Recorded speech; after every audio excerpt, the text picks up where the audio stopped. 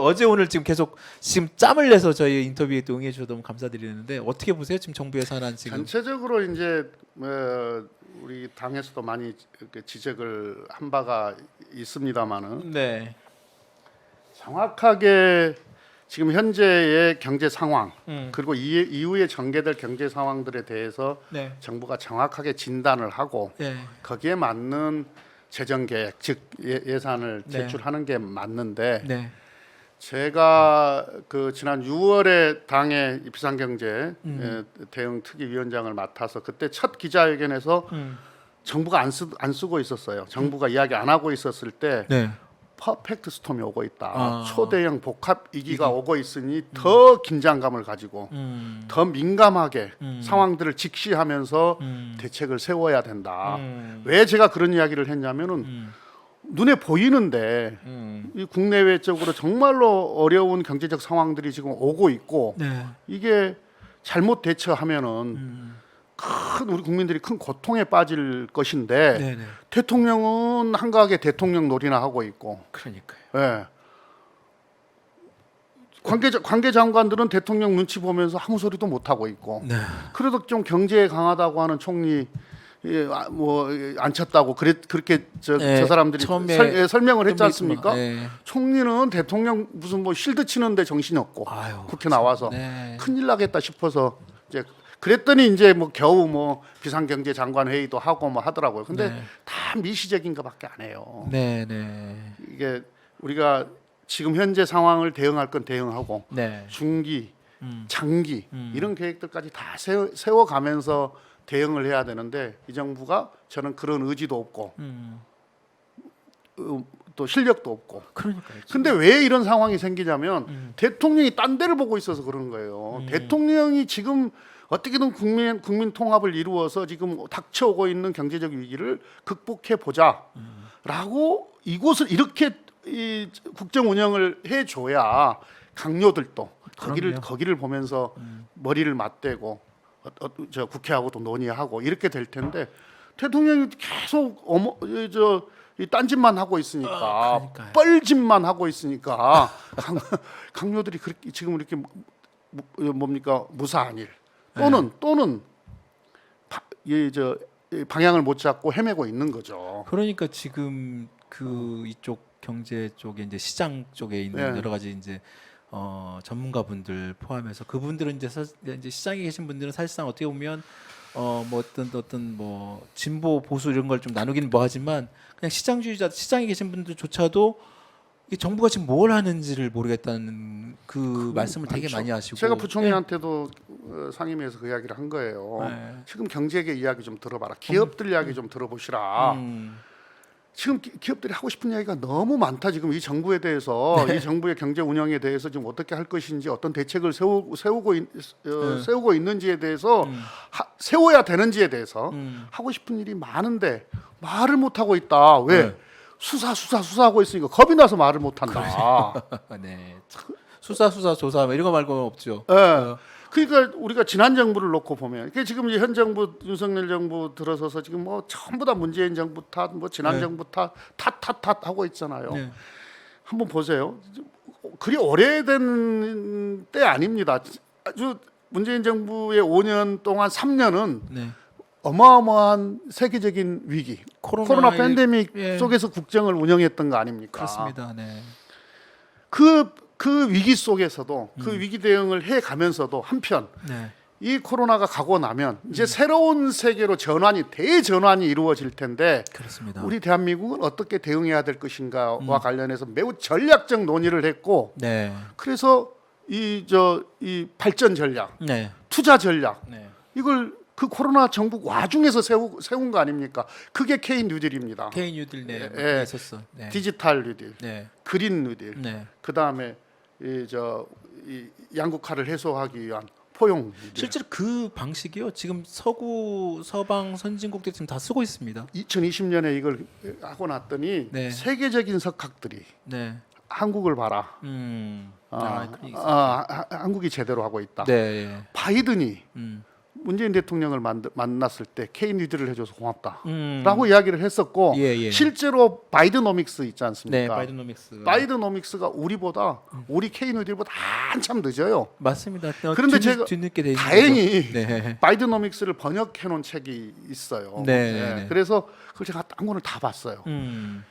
물론 이제 미국 상황하고 우리 상황이 조금 다르니까 네, 다르긴 하지만 전체적인 맥락은 그렇죠. 그리고 방향 정책적 그리고 기조나 방향은 네. 방향도 그렇고 기조도 그렇고 네. 또 메뉴도 그렇고 네, 네.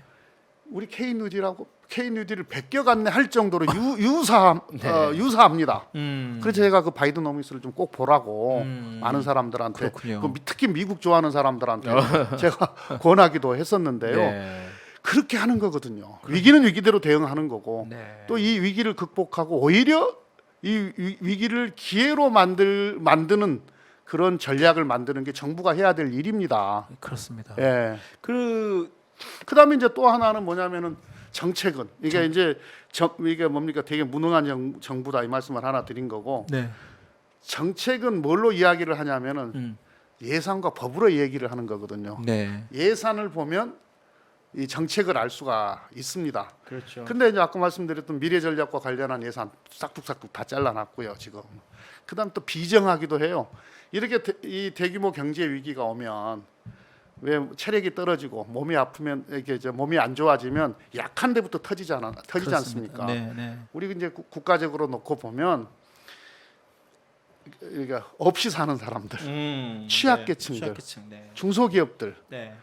이런 분들이 가장 먼저 아파요. 그리고 심하게 아파요. 네. 그러니까는 이런 분들을 어떻게 국가가 지원하고 보호할 것인가? 그게 국가의 역할이죠. 이게 국가의 위기 역할입니다. 시에 그렇게 그런데 하는 겁니다. 네. 그 관련된 예산들, 음. 예를 들면 노인 일자리 예산들, 네. 청년 예산, 청년 관련한 예산들, 네. 뭐 이런 것들을 막 다 싹둑싹둑 다 잘라놨어요. 그러니까요. 그다음에 네. 주거 관련한 공공 주거와 관련한 예산들 다 잘라놨어요. 매우 비정하기까지 해요.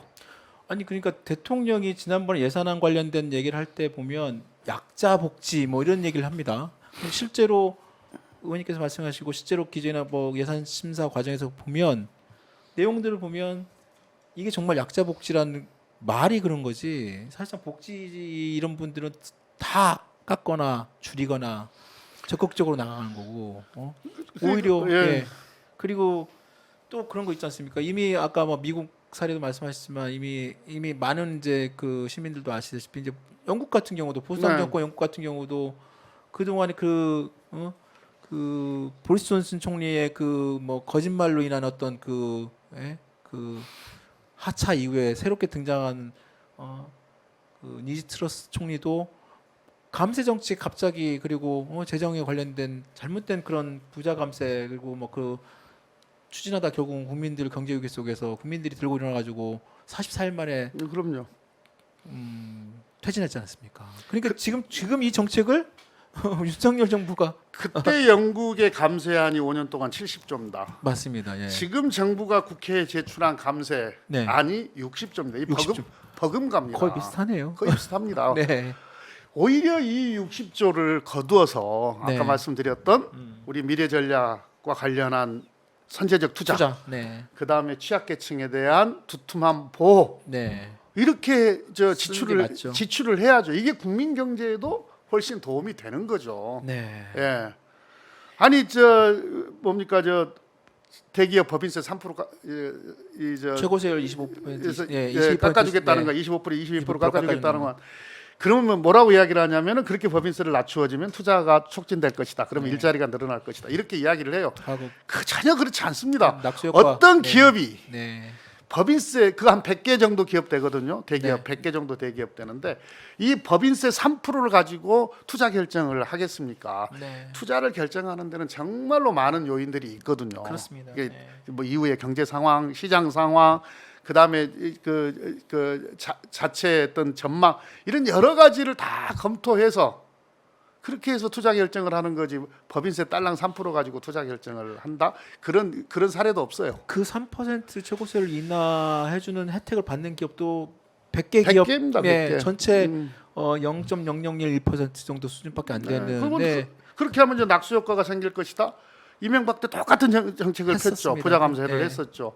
그런데 전혀 이루어지지 않고. 이루어지지 않았다. 낙수 효과 없었다라는 게 오히- 실증됐잖아요. 맞습니다. 실증이 됐고 오히려 기업들이 현금을 예. 사내에 쌓아놓고 계속 갖고만 있다가 나중에 박근혜 정부 때 그걸 가지고 또 환류세를 도입했죠. 지금은 전 세계적으로 이 낙수 효과를 기대하면서 정부가 경제 정책을 펴고 있는 나라는 단 한 나라도 없습니다. 아까 영국이 이제 그 소득세 최고세율 네. 원래대로 45% 유지한다는 결정을 했었고, 심지어 에너지로 이제 돈을 많이 번 기업들한테는 횡재세를 네, 맞습니다. 저 부담케 부담한다. 하겠다라고 네. 이제 사실상 증세를 결정한 증세죠. 거죠. 네.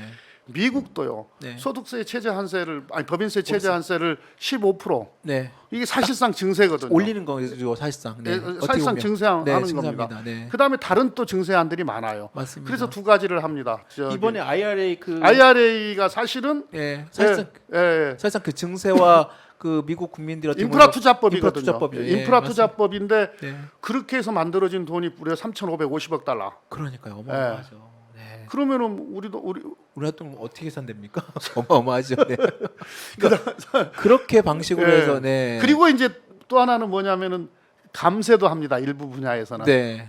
복지 쪽이요. 그래서 이런 공제 쪽 네, 공제를 더 확대. 그러니까 예를 들면 오바마 케어 같은 거 네, 네. 이런 데 대한 공제는 더 강화를 하죠.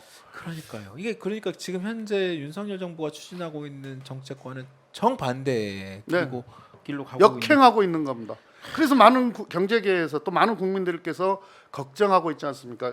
지난 정부 때까지 해서 그 코로나 와중에도 전 세계가 똑같이 겪었던 위기였는데 네. 오히려 우리나라가 다른 나라의 모범이 되어서 네. 이제 선진국에 딱 진입을 했는데 그러니까요. 이게 다시 추락할까 봐서 이미 6개월 만에 추락했다는 얘기가 많습니다. 네. 하여튼 그런 염려들이 많고, 그다음에 이제 대통령 외국 나가 보면 다른 나라 이게 조금 이야기가 좀 셉니다만은 우리도 이제 출장을 가면 또는 외국에서 손님이 오면 네. 이제 그 우리가 만나야 될 사람들 프로파일, 그리고 그 나라의 지금 현재의 전국 상황 이런 보고서가 네. 뭐 외교부로부터 오든지 또는 이제 국회 국제국에서 제공을 네, 해주거든. 그걸 보고 이제 만나는데 네. 정상들이 만날 때도 네. 그 정상들의 프로파일이나 또는 정세나 지지도나 이런 것들이 다 제공이 되거든요. 아, 그러니까 나토나 이번에 그 한 아세안, 네. 그다음에 G20 가서 정상들이 다 무시를 하잖아요. 다 알고 있습니다. 다 알고 있는 거예요. 네. 이게 정말 국민의 한 사람으로서 부끄럽습니다. 문재인 대통령 나갔을 때는요 서로 만나자 그래가지고 그 영국 G7에 또 초청받아가지고 완전히 그거 교통 정리하느라고 아주 외교부나 의전 비서관실에서 애먹었다는 거 아니에요? 그러니까요. 그게 얼마 전입니다. 그게 1년도 안 된 몇 달 전입니다. 네, 몇 달 그러니까 전. G7 영국 회의가 뭐 1년 전부터 했으니까 그때도 정말 영국 그 문재인 대통령 한국이 특별히 초대받아서 그때 K 방역 포함해가지고 여러 가지 그 회의와 내용들 얼마 많이 했습니까? 근데 참 안타깝습니다. 물가 어떻습니까? 요즘 고환율 뭐 워낙에 이쪽 그 지금 물가 지금 곧 아마 하는도 이번에 이제 한 번 남았습니다. 금통이 이제 아마 이제 과거 지금 미국의 약간 시장이 소비자 물가가 생각보다 그래도 완만하게 높긴 합니다만 완만하게 오르지 않다는 내용이 있고, 그래서 이제 지금 미 연준이 한 2번 정도 남았고 한국은 이제 한 번 남았는데 이번에는 지난번보다 좀 낮게 금리를 올릴 수도 있다라는 얘기도 나오고 시장에서 그럼에도 불구하고 지금 여전히 금리는 높고 환율은 좀 약간 떨어져서 안정세를 갖고 있다고 합니다만 또 이건 또 다른 문제인 것 같고요. 이게 지속될 거냐 아니면 일시적인 그렇습니다. 거냐 이제 네, 이런 네. 뭐 예측들이 있는 건데요. 네. 어쨌든 뭐 그래도 이 고환율, 그렇습니다. 고물가는 우리 네. 서민들한테는 큰 고통입니다. 그렇습니다. 지금 당장 어렵잖아요. 지금- 그다음에 또 더구나 고금리에다가 네. 뭐 자이언트 스텝이었다가 빅 스텝이고 네, 뭐 이런 예상들이 있긴 합니다만은 어찌됐든 지금 고금리, 그렇습니다. 고물가, 네. 고환율. 그것이 이제 아마 올해 연말 내년까지 계속 이어질 거라고 하고 있고. 그리고 이제 이 금리 상승의 어떻게 보면은 효과는 네. 한 6개월 정도 지나. 그게 맞습니다. 긍정적이든 부정적이든 맞습니다. 한 6개월 정도 있으면 이제 본격적으로 드러나거든요. 그렇습니다. 그게 내년 연초입니다. 네. 2월, 3월 네. 이게 이사철하고 겹쳐요. 겹치죠. 예, 네. 겹친- 내년 봄에 예, 딱 예, 그게 예. 맞습니다. 그래서 크게 어려움이 올 것이다라고 하는 예상들이 지금 많이 있습니다. 그러면 정부가 해야 될 일이 있는 거거든요. 네. 그렇죠. 사회 안전망이 강화가 돼야 됩니다. 네. 아까도 말씀드렸듯이 취약계층이 더 어렵거든요. 훨씬 힘들거든요. 이럴 때 사회 안전망을 훨씬 더 강화를 해야 이게 지금 이게 정부가 해야 될 일인데 그리고 정책을 만들고 예산을 투입하고. 그런데 아까도 말씀드렸듯이 뭐 노인, 청년, 중소기업 예산 다 자르고 그러니까요. 공공주택 예산 자르고 네. 지금 그러고 있습니다 지금. 그래서 이번에 예산 심의가 국회에서 예산 심의가 네. 만만치 않은 겁니다. 그러니까요. 이런 상황을 보면 야당이 정부가 하자는 대로 다 할 할 수는 없죠. 그런데 네. 이제 정부 여당에서는 뭐냐면은 새 정부가 일 좀 하려고 하는데 야당이 거대 야당이 발목 잡는다. 그런 프레임을 또 갖고 무슨 가겠죠. 발목을 잡아요? 이런 정책 기조에 의해서 정부가 제대로 가라고 국회의 본연의 임무를 다 하고 있는 거죠. 역할을 다 하고 있는 거죠. 맞습니다. 이걸 제대로 못하면 민주당이 제 역할을 못하고 있다. 이렇게 판단을 해야 되는 거죠. 네. 아니 그 와중에서도 뭐 저 이미 다 아시다시피 또 시장 상황도 이렇게 만만치 않습니다. 그 김진태 강원도지사의 뭐 그 레고랜드 사태 이로 인해서 뭐 금융시장, 뭐 채권시장 지금 기업들 아니 지금 웬만한 대기업들도 그 지금 자금 조달하기 어려워가지고 지금 회사채 발행도 지금 제대로 거두지 않고 있고 한심한 일이에요, 한심한 그러니까요. 일. 정확하게 표현하셨는데 어떤 언론에서는 자꾸 레고랜드 사태라고 그러는데 김진태 사태예요. 김진태가 네. 왜냐하면 근데 그 김진태가 뭐 다 알려진 사실이긴 하지만은 레고랜드 한참 그 추진 중에 있을 때 네. 제대로 안 되면은 뭐 소양강에 빠져죽겠다 아, 그런 얘기를 했었죠. 했었던 사람 아닙니까? 네. 9월 28일 날 느닷없이 네. 중도개발은 이 SPC 그 땅 그 조성하는 네, 네. SPC 그 기업은 재무제표상의 흑자라고 하더만요. 네. 그 강원 중도개발의 뭡니까 이 보증 네. 이 채무에 대한 보증 네. 강원도가 보증을 서고 있는 건데 이거 이행하지 않겠다. 이 바람에 이제 이게 나비 효과가 생겨가지고 사실상 그 채권 네. 국공채 채권값 다 올라 네. 가장 신용도가 높다고 하는 국공채도 채권 조달이 안 되거나 아주 뭐 높은 금리를 부담을 해야 되고 그 다음에 보험회사까지도 네.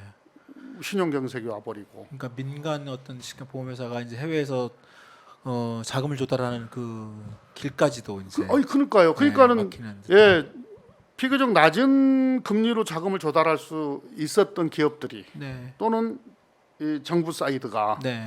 훨씬 더 고금리로 네. 이제 자금을 조달을 해야 되고 이게 다 국민 경제에 부담이 되는 일 아니겠습니까? 이게 가장 중요한 게 신뢰 같아요. 신뢰죠. 시장의 신뢰. 시장은 진짜 신뢰가 무너지면 더 이상 이 사람한테 돈이 왔다 갔다 하는데 이 사람을 못 믿으면 어떻게 돈을 맡기고 어떻게 운영하고 할 수 있겠습니까? 그러니까 국공채 더구나 국공채인데. 그럼요. 예. 네. 특수채인데 이게 다 AAA거든요. 국공채는 예전부터 그냥 안전자산은 아니고 너무 금리가 낮아서 잘 보지도 않는 이건 그냥 롤오버가 되는 네, 거예요. 그럼요. 그냥 네. 때 되면은 롤오버 그러니까요. 시키고 다 이렇게 할 수 있었던 걸 갖다가 네. 이렇게 하니까 신용 경색이 오고 이게 우리 이제 경제에 엄청난 부담이 맞습니다. 이 지금 그런 상황을 만들었는데 네. 그래서 제가 뭐라고 그랬냐면은 네. 근데 이제 정부의 대처도 늦었어요. 늦었죠. 김진태가 그렇게 지사가 사고를 쳤으면 우리 금융당국이나 경제당국이 그거 잘못됐다. 네. 그거 있을 수 없는 일이다라고 즉시 대응을 해줬어야 되는데 그것도 시간을 한참 허비를 했습니다. 한 달 넘게 지나갔어요. 그래서 국정감사 때 우리 동료 의원이 그걸 지적을 했어요. 홍성구 의원이. 그때까지도 기재부는 둔감했어요. 이게 큰일 난다라고 지적을 국정감사 때 한 겁니다. 추경호 부총리가 처음에는 뭐 그냥 강원도 일정한 어떤 지방의 어떤 자치단체의 문제라고 했다가 나중에 이게 시장이 아니 근데 저는 잘 이해가 안 되는 게 추경호 장관은 정말로 옛날 과거에 기재부에도 했었고 이런 시장 메커니즘을 가장 잘 아시는 분이 왜 그렇게 입장을 냈다 나 뒤늦게 이제 막 50조를 투자하네 뭐 그다음에 막 돈을 막느라고 지금 100 뭡니까 180조 이상이 지금 투자되고 있지 않습니까? 지금 얼마가 들어갈지 모르는데요. 모르죠. 지금 그러니까 지금 한편에서는 물가 잡는다고 네. 지금 계속 금리를 올리지 않습니까? 금리가 올라가면 어쨌든 우리 서민들 중산층들 힘들거든요. 그렇습니다. 고통스럽거든요. 네, 네, 네. 더구나 우리 가계부채 비중이 워낙 높기 때문에 네. 그래서 이제 한편에서는 금리 올려서 이게 물가 잡는다고 하면서 한편에서는 또 이 문제 때문에 50조 플러스 알파 네. 또 앞으로도 얼마가 될지도 그 모르는 돈을 돈을 또 풀어갖고 유동성이 또 확대가 되는 그러니까요. 이런 이게 지금 정책의 엇박자가 예. 나는 거죠. 네. 제대로 효과도 못 이 느끼고. 고통은 전부 다 국민들한테 돌아가는 거죠. 그래서 이게 무능하고 무지하고 책임감 없는 정부의 전형적인 모습이다. 그러니까요. 그러니까 이 무능이란 부분이 특히 경제 사이드나 아니 그 과거에 그 국민의힘 쪽에서 그 문재인 정권을 내지 문재인 정부 그 지전 정부 이렇게 비판할 때 항상 써먹던 것이 뭐 경포대, 뭐 경제를 포기한 대통령이라는 등 뭐 옛날에 노무현 대통령 그러니까요. 예, 항상 진보적 그 정부를 이쪽 진영이 보수 진영이 그 비판하는 그 프레임 자체가 진보 정권과 진보 정부의 인사들은 경제적으로 굉장히 시장을 모르고 무능하다. 막 그런 프레임을 계속 공격을 해왔고 실제로 그게 또 일정에 뭐 먹히기도 하고 그런데 정말 정작 그동안에 MB 박근혜 이후에 그리고 이번에 또 윤석열 정부까지 이렇게 그 보수 정부 내지는 그쪽의 인사들이 해온 지금 현재 이 모습을 보면 정말 누가 무능하다고 그런 얘기할 수 있을지 근데 그건 실증적으로 다 검증이 된 거 아닙니까? 네. 진보 정부 이른바 진보 정부에서 우리 사회 이렇게 이제 국가 전략 발전 네. 방향에 대한 그 레일도 제대로 깔았고 그러니까 인프라도 그럼요. 제대로 깔았고 네, 네. 실적도 훨씬 더 좋았다. 음. 보수 정권보다 맞아요. 이건 실증적으로 다 검증됐던 거고 네. 근데 박근혜 정부보다 더 무능한 것 같아요. 우리가 대표적으로 무능한 정부를 박근혜 정부라고 그렇죠. 이야기를 하는데 네. 박근혜 정부보다 훨씬 더 무능한 것 같고 지금 현재까지의 성적은 그렇습니다. 네, 어떤 분의 표현을 빌리면 가장 사악하다고 했던 이명박 정부보다 더 사악하다고. 그렇습니다. 사악하다 하다는 이명박 정부가 더 사악하고 무능한 박근혜 정부보다 더 무능하고. 아유, 그런데 앞으로 4년 6개월 남았습니다. 그러니까 우리 의원님처럼 중진의 그 되게 정치력도 오래 하시고 정치권에서도 그리고 또 이상한 또 마타도에 까지도 되셨지만 뭐 괜찮습니다. 네. 아유 이거 저희 댓글에도 의원님을 응원하는 이런 많은 그 글도 많이 올려주시고 그러시네요. 네. 감사합니다.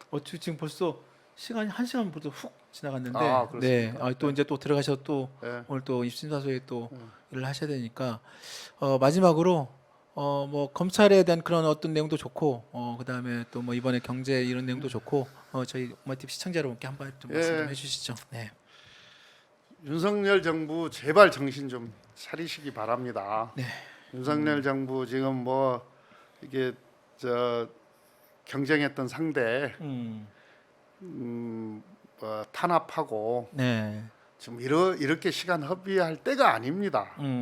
그리고 지난 정부 정책적 결정을 가지고 네. 또 정책적 판단과 결정을 가지고 수사하고 이렇게 허비할 때가 아닙니다. 지금 닥쳐오는 여러 가지 이 경제 상황들이 네. 정부가 정말 키를 잘 잡고 대처하지 않으면 우리 국민들이 너무 큰 고통을 겪습니다. 네. 네. 예. 그렇죠. 그래서 뭐 하여튼 좀 정신 좀 차리고 많은 사람들 이야기 듣고 키 좀 제대로 잡고 무엇보다도 가장 중요한 위기 때는 국민의 에너지를 통합시키는 것, 국민 통합을 이루어서 어떻게 헤쳐갈 수 있는, 극복할 수 있는 에너지를 만드는 것, 이게 정치 지도자들이 해야 될 임무입니다. 그 점을 좀 명심하시기 바랍니다. 네. 예. 국민의- 그렇게 이야기해주고 싶어요. 네. 예. 국민의 에너지를 모으려면 정말 그 국민으로부터 좀 최소한의 어떤 신뢰감을 쌓아야 되는 거. 예, 예. 예. 국민의 신뢰감 쌓으려면 솔직하고 아, 있는 그대로 국민에게 말씀드리고 또 국민들에게 어떤 과거 김대중 대통령이 국민 그 IMF를 그럼요. 극복할 수 있는 예. 힘이 그 바로 원동력도 그거였고요. 예, 국민한테 솔직하게 얘기하고 고통을 분담을 요청드리면서 또 그 구조적인 어떤 그런 스스로의 또 뼈를 깎는 고통도 같이 하는 국민들에게 솔직함이 되게 중요했던 것 같은데. 동서고금을 막론하고 네. 정책의 힘은 신뢰에서 나오거든요. 그렇습니다. 네, 네. 이 신뢰를 잃어버리면은 어떤 좋은 정책도 힘을 받기가 힘듭니다. 그걸 5년 동안 지속해 보십시오. 성공한 정부가 되겠습니까? 맞습니다. 가장 처참하게 실패한 정부가 될 거예요. 가장 지금 대통령 놀이하고 있을 때가 아닙니다. 그렇게 한가한 때가 아니에요. 알겠습니다. 가장 처참한 실패한 정부가 되면 결국은 또 국민들한테도 별로 좋지는 않습니다. 네. 국민이 안 좋죠. 네. 힘들죠. 네. 자, 어떻게 저희 시청자 여러분 어떻게 보셨습니까? 오늘 김태년 의원 모시고 저희 찐경제 플러스 인터뷰 아마 첫 저희 오마이TV에 오셨는데